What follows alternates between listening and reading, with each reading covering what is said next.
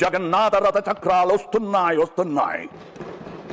Rajya Sabha MP అట్లనే సినీ నటుడు కమల్ హాసన్ రాజ్యసభలో చేసిన ప్రసంగం ఇప్పుడు వైరల్ అవుతుంది. కేంద్ర ప్రభుత్వం అధికారాల కేంద్రీకరణ, రాష్ట్రాల హక్కులు తగ్గిపోవడం, ఈడీ, సిబిఐ, ఐటీ లాంటి స్వతంత్ర సంస్థల మీద రాజకీయ ఒత్తిడి, మీడియా స్వేచ్ఛ తగ్గడం, ప్రజాస్వామ్య విలువలు నశించడం, ఇట్లాంటి అంశాలన్నింటినీ ఆయన జగన్నాథ రథచక్రాలతో పోలుస్తూ రాజ్యసభలో ప్రసంగించిండు. ఈ జగన్నాథ రథచక్రాల కింద పడి సామాన్య జనం ఆగమైతురు అనే కోణంలో ఆయన ప్రసంగం కొనసాగింది. అయితే ఇదే టైంలో ఆయన 2025 మార్చి పార్లమెంట్ సెషన్స్లో నిర్మలా సీతారామన్ మాట్లాడిన కొన్ని వ్యాఖ్యలకు కూడా కౌంటర్ ఇచ్చిండు. అప్పట్లో నిర్మలా సీతారామన్ ఏమని మాట్లాడారంటే, తమిళం అనేది అంటే హిందీ తమిళ్ ఈ ఇష్యూ వచ్చినప్పుడు తమిళం అనేది అడుక్కోవడానికి తప్ప దేనికి పనికిరాదు అని చెప్పి తమిళంలోనే ఒక ఫేమస్ కవి చెప్పిండు.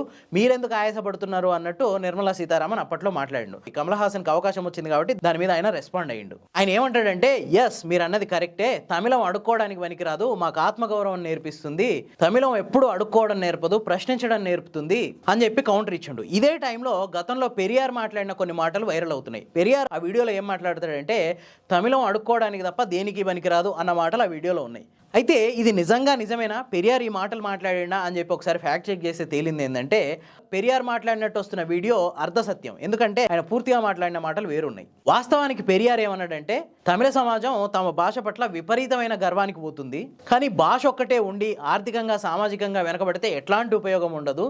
సో భాషతో పాటు మనం ఆర్థికంగా సామాజికంగా బలపడాలి, మనకు ఉద్యోగాలు, సైన్సు, టెక్నాలజీ ఇవేవీ లేకుండా ఓన్లీ తమిళమే కావాలంటే అప్పుడు తమిళం అడుక్కోవడానికి కూడా పనికిరాదు అన్నది ఆయన పూర్తి విషయం. దాని అర్థం ఏంటంటే, తమిళ భాష మీద గర్వం ఉండడం సరే, కానీ మిగతా విషయాలను వదిలేయొద్దు, అది ఆయన ఉద్దేశం.